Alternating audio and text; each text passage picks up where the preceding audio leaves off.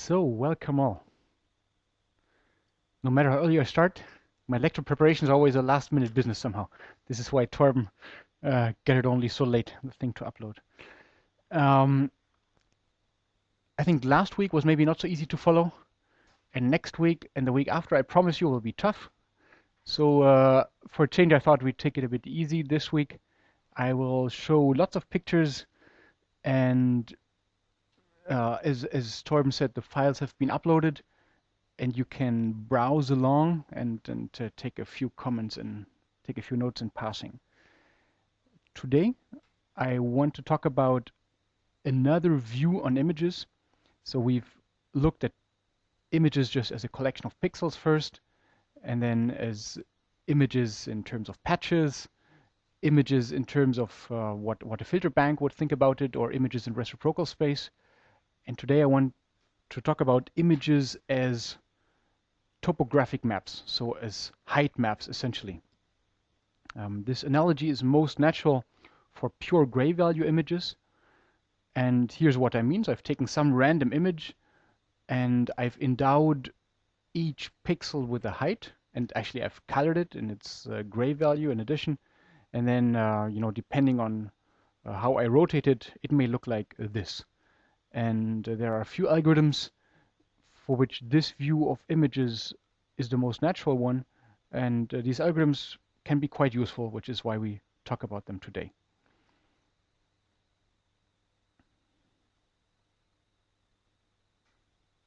So starting with the watershed,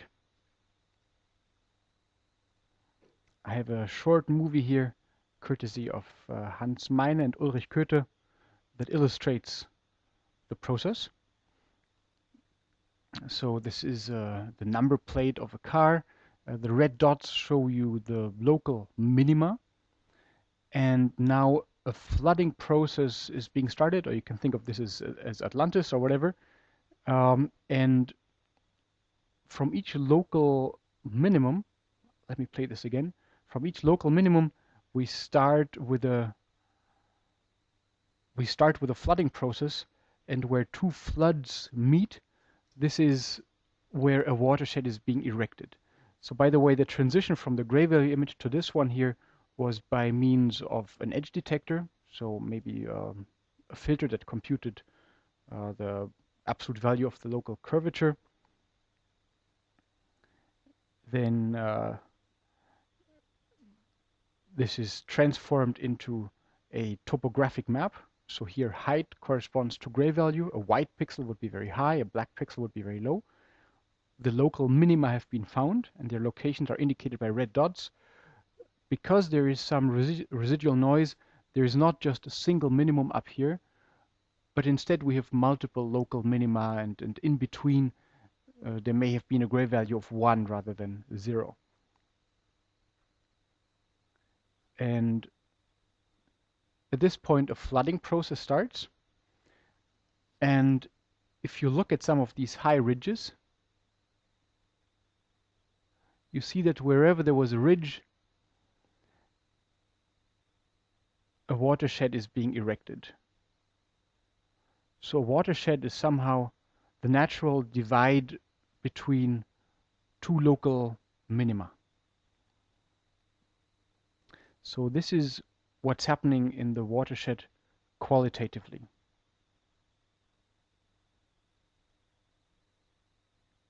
I want to explain the minimum spanning tree view of this procedure.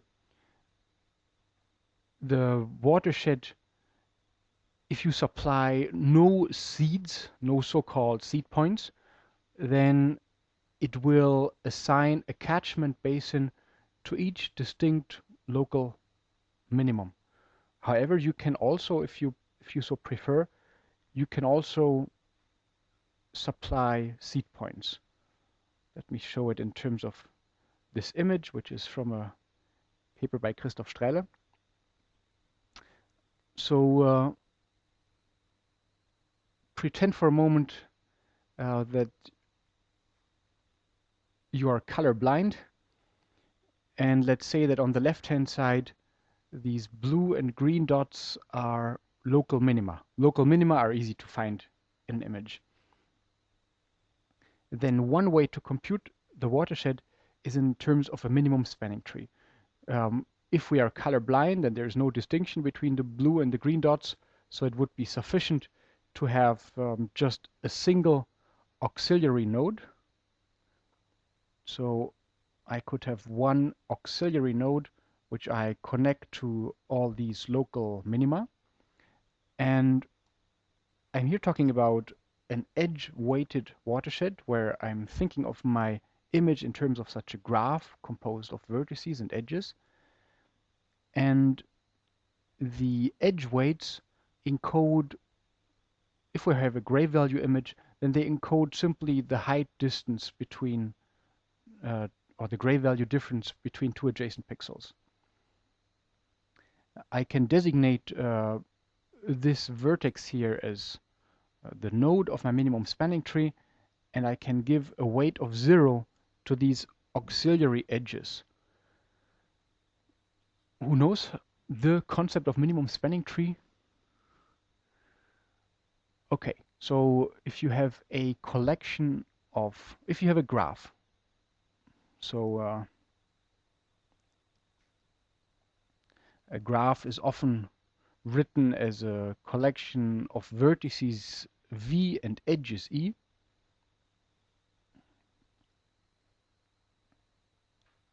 The graph that I'm currently plotting is a so-called planar graph because I can embed it in the plane without having any of its two edges that are drawn as straight lines crossing each other.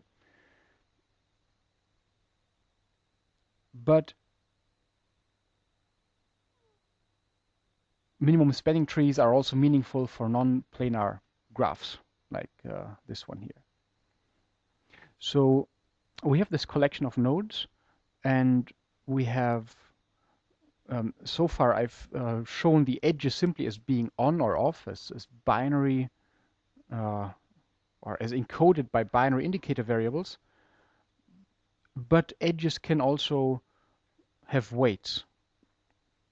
And then the aim of the minimum spanning tree is to find a tree. A tree is a graph with no loops. So to find a tree that on the one hand is spanning, so it should encompass all nodes in the graph. It should be, so let's go through the letters here. Tree means I'm looking for a graph that has no loops. Spanning means it must encompass all vertices.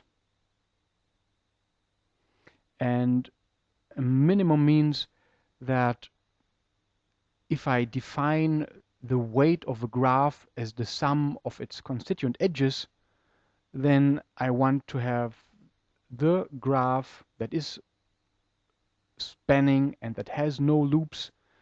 I'm looking for that unique graph that has the smallest weight, the smallest sum of the edge weights.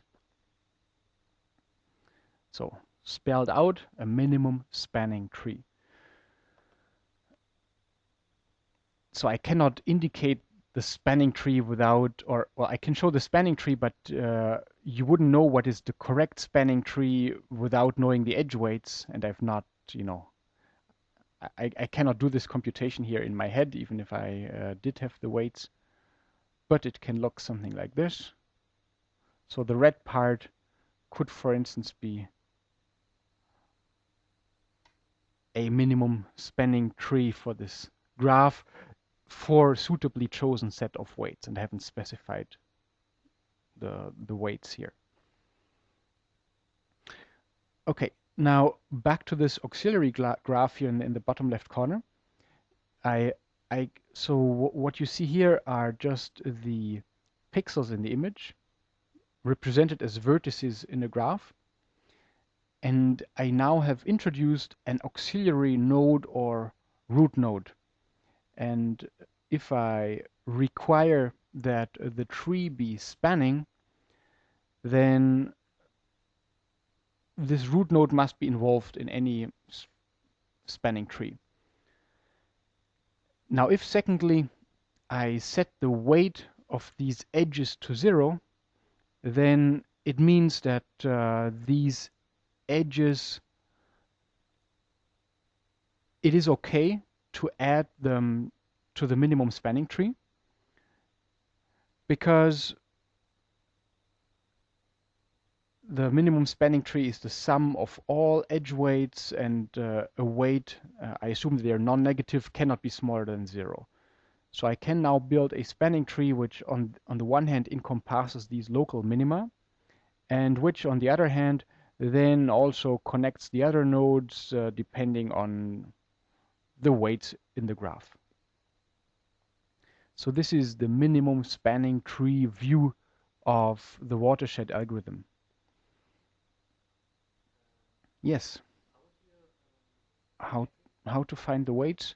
So there, in general, there is a huge number of possible choices. Naively, what people do is, in gray value images, to simply take the gray value difference of the adjacent pixels. And note also that this graph here is 4 connected, so each pixel is connected to its immediate neighbors, but not to the neighbors in the second or third sphere, and so on. But both these choices are arbitrary. It's just the simplest thing that you can do. Yeah, if you have a gray value image, to take a 4 neighborhood and to take the edge weights as the gray value differences between adjacent pixels. Yes. So the position here enters only through if there is an edge or not, and the edge weight is then uniquely given by the intensity in range, and location does not enter. That's correct. Okay, now I had asked you to pretend that you're colorblind, because the plot here is actually for a so-called seeded watershed. So in a seeded watershed, the user can supply seeds, as shown here. There are 2 blue seeds and 2 green seeds. And what is wanted now is and these seeds now take the roles that the local minima formerly had. So we now want to find a partitioning of the graph such that each seed is associated with one catchment basin, or with one set of pixels. And there are various algorithms of computing to compute such a seeded watershed, and the minimum spanning tree variant is the one sketched here. So you can introduce these auxiliary nodes, a blue one and a green one, and the blue auxiliary node is connected to all blue seeds. There could be more than 2 in principle if the user is patient enough. The green auxiliary node is connected to all green seeds. Then the weight of these additional new edges that were created, so the weight of all the red edges that I've just indicated here, is set to 0. And then the minimum spanning tree of the entire augmented graph is being computed, and for suitably chosen weights, the result would be on the right-hand side. So you see we obtain a partitioning where these pixels here belong to the first seed, and those pixels there belong to the second seed, and those pixels belong to the third seed, and these pixels belong to the fourth seed.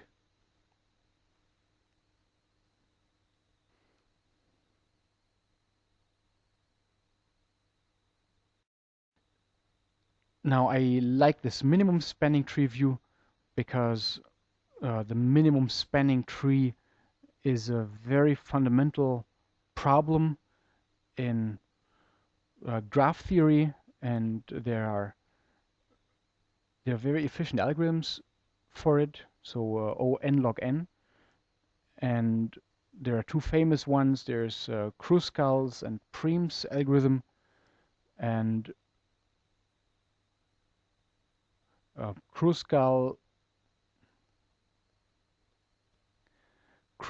algorithm, for example, is very simple. You start, if I'm talking about the unseeded watershed, so where we want one segment per local optimum, you simply start with a forest where each, so you start with a forest where each single vertex is its own tree, so a singleton tree, a very primitive tree. You then order all edges in terms of their increasing weight, and out of this priority list of edges, you take the edges, the current edge of highest priority, that's the one of lowest weight, and then you check if this new edge would induce a loop. If so, that would violate the requirement of finding a tree, so you discard this edge and go on to the next one. If it does not induce a loop, it will connect two formally separate trees. And you iterate this until you end up with a single tree that is spanning and which can also be proven to be minimal. So very, very simple and elegant algorithm. So let me give an example of how this works in practice. And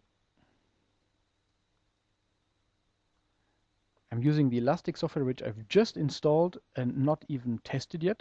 So I hope this works.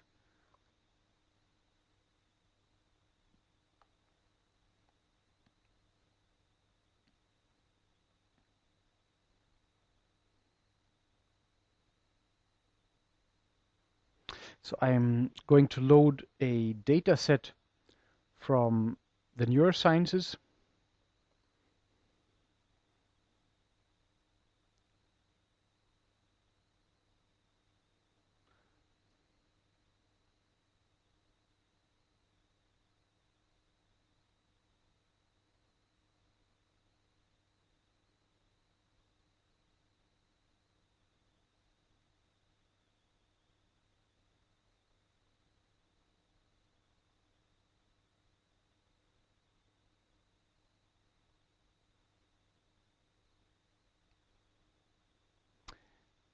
So this is beautiful data from the lab of Graham Knott at the EPFL, and you see here three orthogonal views of the same data set. So this is I think 8 million pixels large, and what you see is a slightly smoothed version of our neural tissue, and you see, it's very complex, and you see synapses there, and vesicles, and mitochondria, and ER. So if you're a biologist, this tells you stories and novels, this little data set here. Okay, there is a tab called Seeded Watershed, on which I can choose an input weight. I'm picking the raw data here. And now I need to tell the program what characterizes a boundary. Is it something that's bright or something that's dark? Boundaries between objects here are dark because what I want to do is I want to segment some of these objects in 3D using a seeded watershed. And we can look on the console what's happening. So out of the 8 million or so pixels, there were 62,412 local minima. And as we are watching now, the program is constructing a region adjacency graph of all these local, of the minima, but more importantly, of the resulting watershed regions. Because if I go back to this image here, so let's assume that I've computed the watershed already. So let's say there's gray value here, and there's spatial position here, and I have some kind of landscape, and there are quite a few pixels involved in this landscape. So for the sake of argument, let's say this is the pixel number 0, and this is 1023. Okay, now the watershed algorithm partitions this according to the local minima. And so to compute this original watershed algorithm, I had to deal with 1,000 objects.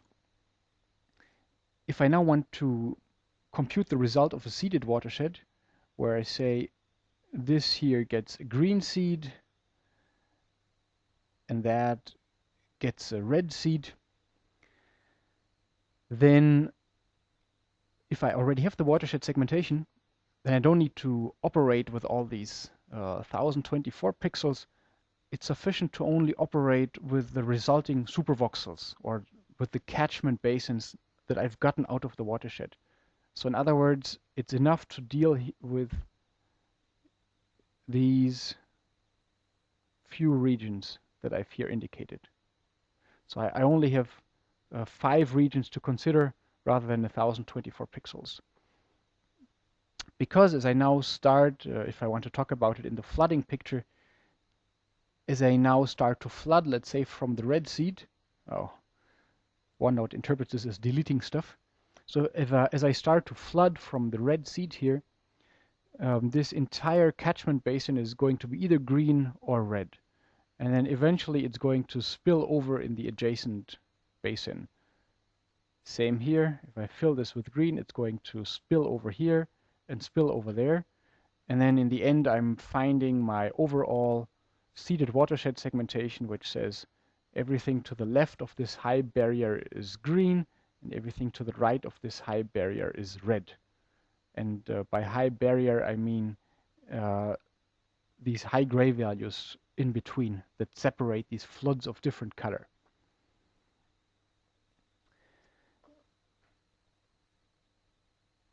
You could build it by looking at the derivatives.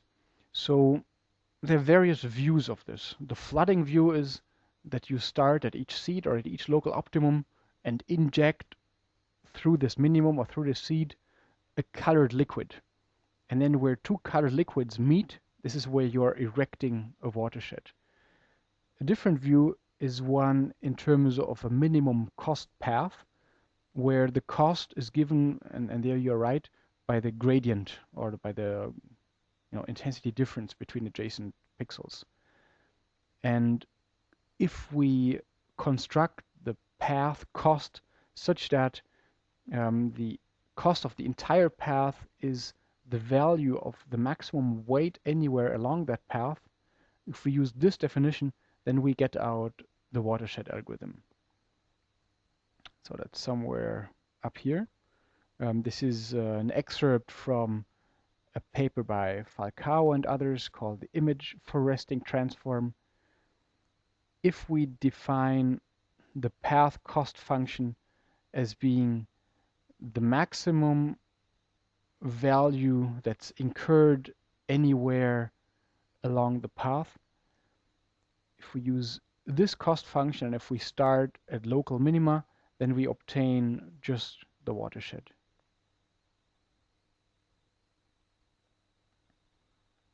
Okay, and so this coarse graining into the supervoxels resulting from the watershed algorithm is possible as long as you do not enter conflicting seeds within the same supervoxel. So back to the result here. I have, out of the 8 million voxels, 62,000 were local minima. And I now have to deal with only 62,000 supervoxels rather than 8 million voxels. And that gives you a compression ratio of so much. And I can now start giving seeds here. So, for example, let's say I'm interested in this object. I'm giving a green seed. And let's say the rest is background. And I'm going, if I now press on segment, I'm now computing this seeded watershed on the region adjacency graph obtained from a preliminary watershed step. here's the result. And if you don't like it, then you can give a few more background seeds and iterate until happy. Now here, for example, you don't need to be a biologist to see that there's some error here. So here the green color has been bleeding out. So I can say this should be a different object. And I can press on segment. And then this new object is found. And I also suspect that some bleeding has been happening here. So I can say this should be blue. And I press on segment and I get a new object. And I can now iterate this until I'm happy with the segmentation. So here, for example, this slide here was telling me that these objects are really connected. And if I browse through the data, then it actually does look like, yes, they are connected here. And this is valuable for the biologists because it allows them to visualize in 3D what their data really looks like. Because in terms of these, so here's a 3D view, and here you see beautifully the boutons, for example, these protrusions out here. Because it's actually very hard to make, even given these author views, unless you have lots of time or lots of training, it's hard to make sense of the data by just browsing the author views. And such a seeded watershed is an opportunity to take out the structures of interest without any, in this case, without any learning involved. The only thing that you need is a good boundary indicator. If you do not have a good boundary indicator, then you will need lots of seeds in order to define an object of interest. There's also minor detail here. There's a bias parameter. The background class had the red label, but it wasn't shown here because the background class is special. And I'm interested here in only the foreground objects. But the watershed itself does not know about foreground or background.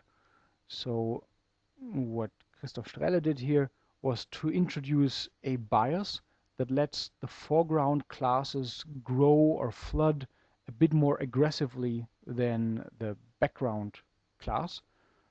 If I didn't have that, then let's say I'm just using a green seed and the red background seed. If I didn't have this bias, then by definition you would expect that the green object should be about half of the volume and the background object should be the other half of the volume. But we want to carve out a single thing, and that's why such a bias is helpful. Okay, and by the way, you've seen that the reaction here, after all, we are working on these 8 million pixels, has been very fast. And the reason for this speed is because of this coarse graining, because we're working on just the region adjacency graph of supervoxels rather than on the 3D graph of all voxels.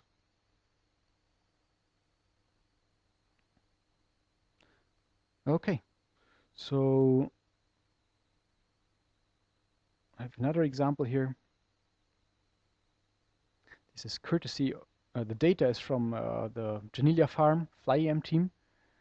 The experiment is courtesy of your teaching assistant. So this is again a 3D data set, but we're only looking at a 2D slice here. This is the raw data. This is a local probability for being foreground or background, and how to compute such. We will talk about it in the future. And on the bottom is in random colors a watershed segmentation based on the probability map that you've seen above. And a good supervoxel or over-segmentation or pre-processing algorithm is such that it is a true over-segmentation.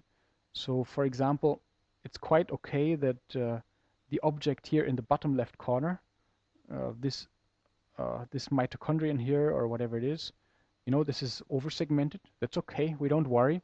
What we don't want is under-segmentation, because this is much harder to correct in subsequent steps.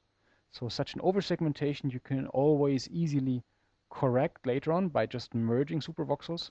But if you've missed anything at the pre-processing step, then it's much harder to correct for that later on.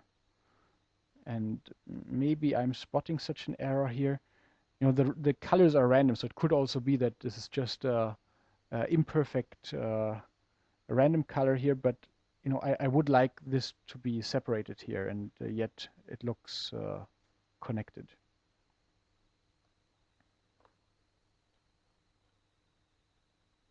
Okay, I have a long list of extensions of the watershed, but before we go through that, perhaps you want to ask questions about the normal watershed.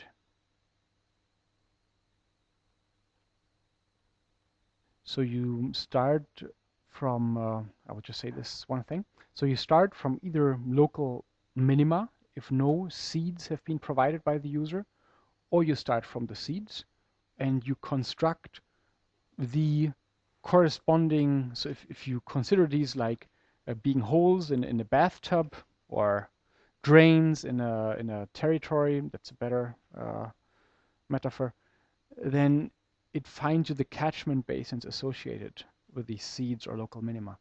Yes. Yeah, so if in the example that I've given here, if you have truly no boundary evidence somewhere in the third dimension, then yes, the objects are merged even though they should not. So what you try and, so here I've really worked on the raw gray values that you see in this image. So to prevent this leaking through holes in the desired boundaries, you can work not directly on the gray values, but on some processed version thereof, which is what Torben did in this other image I showed. Yeah, so we didn't work here on the raw gray values shown in the first image, but we worked on this so-called, or what we call a probability map in the second image. And this probability map is constructed so as to have as few holes as possible. However, it's still not perfect, and that is so every imperfection in this map leads to problems that require much greater expense of brain and computation downstream. And by the way, so let's look at this here. You see that the membrane here is not perfectly black throughout. But that does not matter. So the watershed, a beauty of the watershed is that it's just looking for ridges. It doesn't require that the ridges be very high. It requires that they be discernible. So there must be a local elevation, but the watershed does not dictate how high it should be. And in this kind of data, that's an advantage. In many natural images, this is a disadvantage, because if you compute the normal watershed algorithm on a normal gray value image, you will find zillions of tiny catchment basins or supervoxels.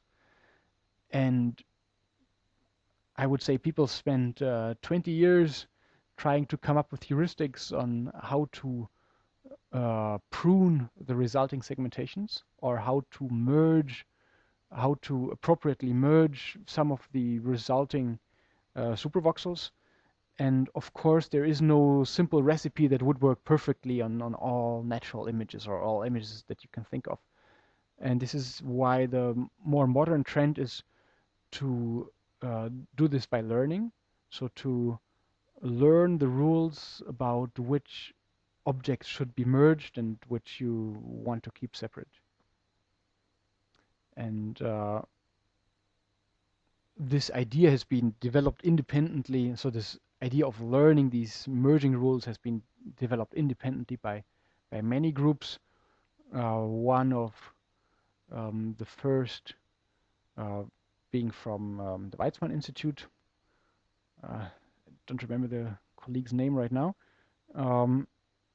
I've to show you this school of work, I could have picked 100 papers. I've taken the one that your teaching assistant brought to the journal club last week, which is not published yet. So this is a March 2013 paper on, or not a paper yet, an entry in an archive on how to optimally compute or how to learn proper merging rules. Okay. No, it's not. It's not abstract. It's one way of implementing it. So I'm trying to think how to best sketch it in 1D or 2D.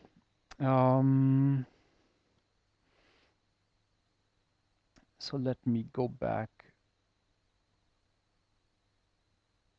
to this image here. One possibility is here to, with no seeding, to compute the watershed transform of this. So it will find local optima or local minima. There would be one somewhere here. There would be, whenever I say one, depending on how noisy this image is, there could also be several ones. So it could be that there is a local, it could be that there's a local optimum here and another local optimum right adjacent to it, separated by a very, very low ridge. Okay, but for now, let me just assume that there is a local optimum somewhere there, and there is a local optimum, excuse me, there is a local optimum somewhere here at the bottom of this trough. There is a local optimum or local minimum somewhere on this side of the ridge, and so on. And to compute this in terms of the minimum spanning tree is just one specific algorithm on how to find the watersheds. So we built a graph in which each pixel is a separate vertex. So if my image has 1,000,000 pixels, my graph will be a 4 connected lattice of 1,000,000 nodes. And between any two nodes there that are adjacent, there is an edge with a weight. In the edge weight, so the weight between edges I and j, I define here simply as the gray value difference between the pixels I and j. So in other words, in flat regions such as this one here, the edge weights are going to be very low, and then somewhere here on the slope of such a steep ridge, the edge weights are going to be high. And the minimum spanning tree is now a special construction where I'm introducing a root node or meta node, which I'm now connecting to all local optima in the image. And there are many more local minima than I have drawn here, but I don't have time or patience to show all. And we are now looking for the minimum spanning tree, which must involve the meta node because it should be spanning. And now here I have special edges with a 0 weight. So sometimes the minimum spanning tree is not uniquely defined. So there can be some, you can construct situations in which one spanning tree is as good as the other, or has as small weight as the other. But amongst these equivalent or equally good spanning trees, I can always choose one that involves these 0 weight edges. Well, and now I can proceed by perhaps perhaps Prim's algorithm would be even better to explain it here, because Prim's algorithm starts with a subset that we have solved already, and then it grows this subset within the graph by layers. Okay, so always at the frontier of the current subset, you look at all edges that are available, and then pick the cheapest one, provided that it does not introduce a loop. So I could start Prim's algorithm at iteration 0 here at my meta node. At iteration 1, I would add edges to all these local minima. And now in subsequent iterations, I keep on adding adjacent pixels of these local minima, but in an order that is given by the edge weights.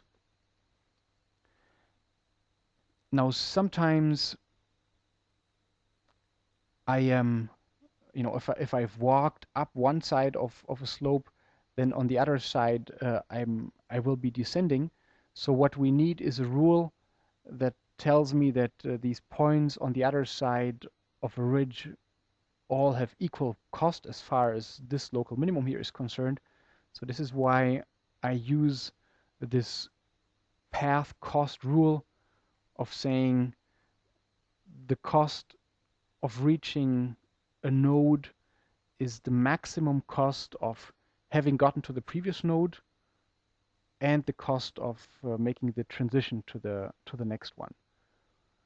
So I'm not adding up all these costs, which would give me a different type of clustering or segmentation algorithm, but I'm always taking the maximum anywhere along the path. So it is one way of, it is one implementation of this algorithm. So are these pictures clear? The ones that I showed here?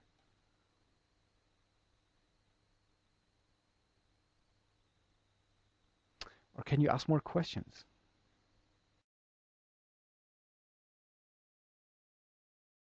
No, this is fundamental. So the condition that we don't want loops. No, I give two answers. So one is for the minimum spanning tree. We're looking for trees, so we don't want loops. The Watershed algorithm can be computed in terms of minimum spanning trees. And yeah, so we could get out. So I could construct a graph which has loops, like an extra edge here, which would still give the same segmentation, but during the I think during the construction this would lead to errors. So I think we really need the no loop condition.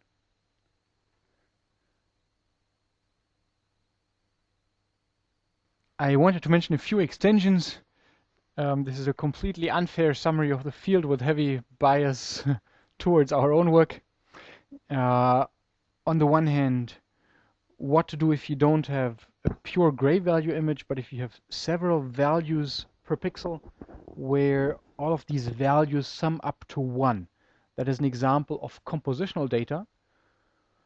For example, if you compute for each pixel the probability of belonging to class 1, 2, or 3, then you have 3 numbers that necessarily must sum up to 1. And we were asking ourselves how to generalize Watershed to that kind of scenario. Shown here on in this top image is a sketch of what normal Watershed does, where these arrows indicate the direction in which it is raining down, okay, in this pictorial, well, in this flooding picture. However, even for two classes, so when you have a compositional problem or compositional data involving two classes, you can think of it as follows.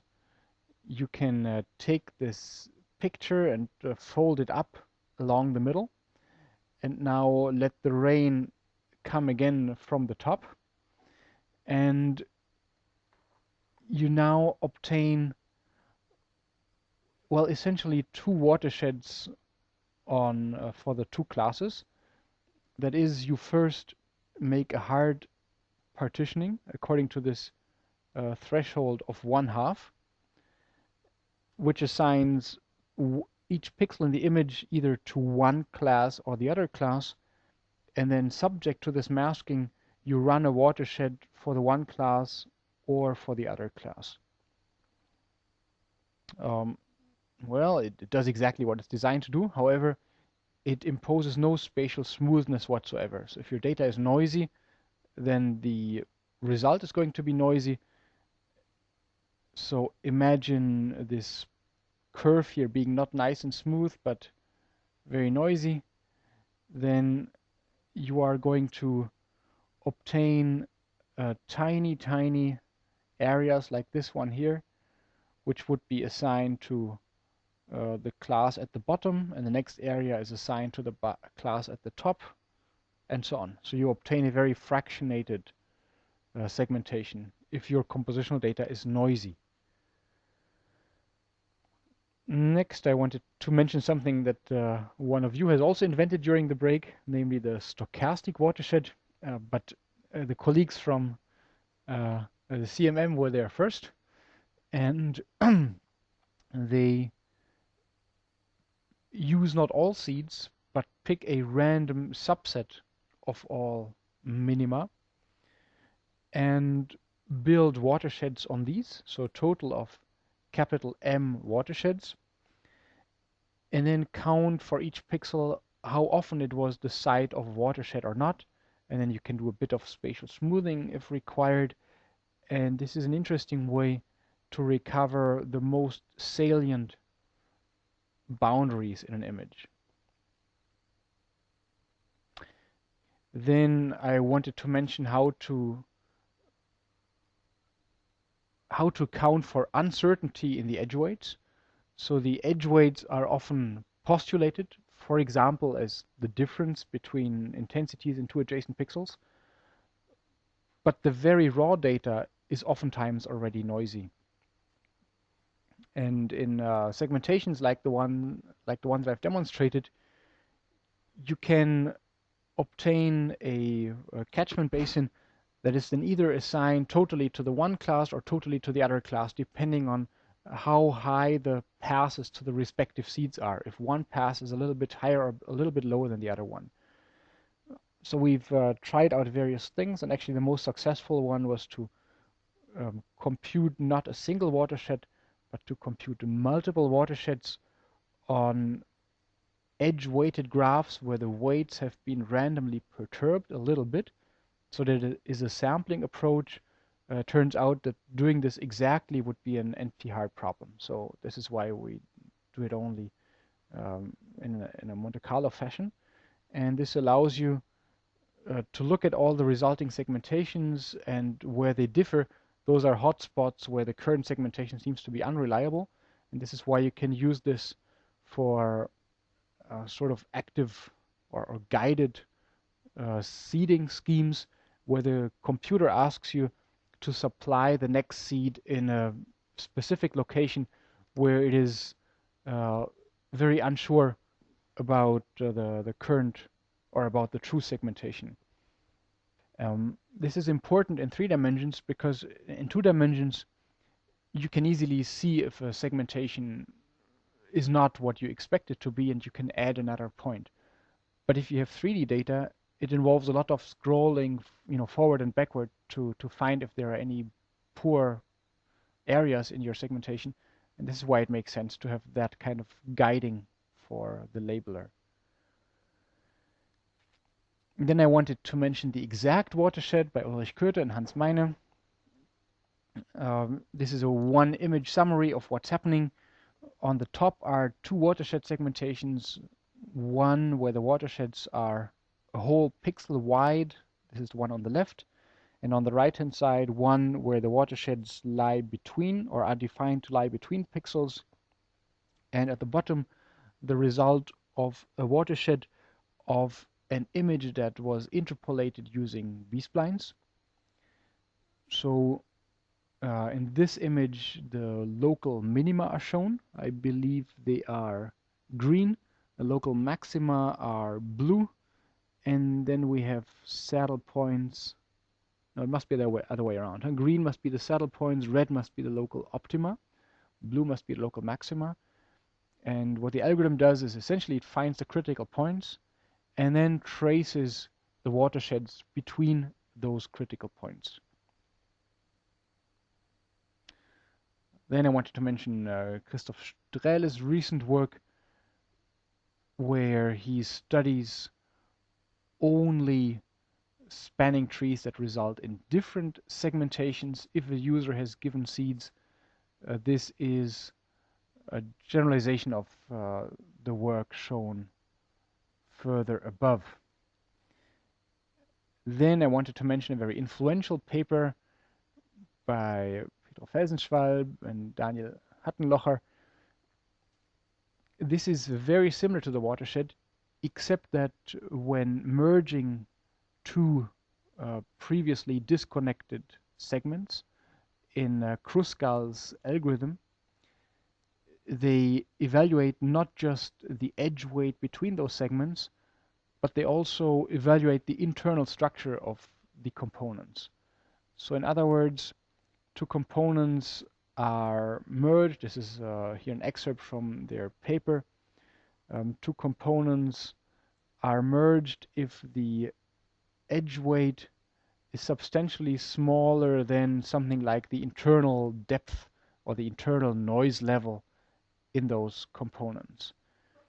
This is just a heuristic, but it's a cheap one and one that works fairly well in practice.